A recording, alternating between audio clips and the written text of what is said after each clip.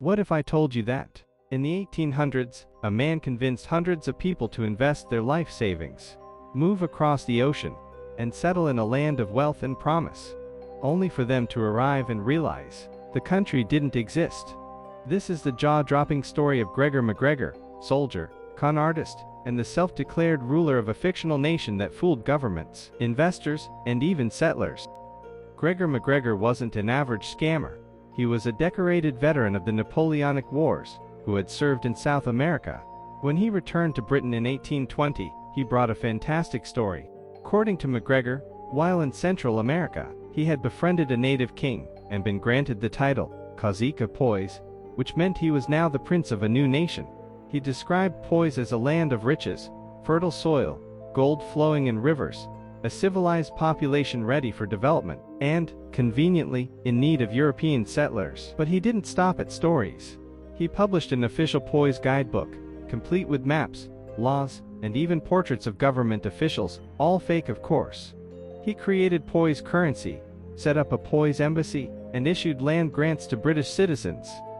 To the people of post-war Britain, many of whom were poor, unemployed, or seeking adventure, Poyais sounded like paradise. In 1822, MacGregor arranged for the first ships to set sail. Around 250 settlers boarded with high hopes, bringing supplies, tools, and dreams of a new life. What they found upon arrival was nothing. There was no city, no farm, no government buildings. Just sweltering jungle and harsh coastline on what is now part of Honduras. Within days, reality hit, and it hit hard.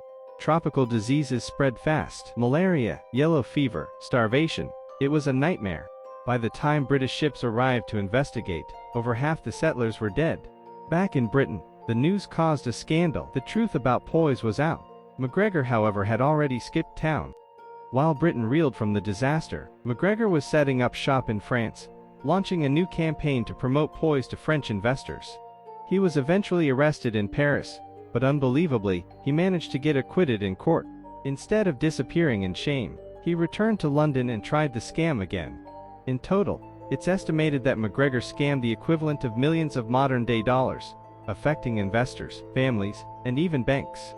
Eventually, MacGregor fled to Venezuela, where he had previously served in their War of Independence. There, he was treated like a hero and was even given a military pension. He never faced justice. He never apologized. And until the day he died in 1845, he continued to insist that Poyais was real. So how did one man invent a country and convince the world to believe in it?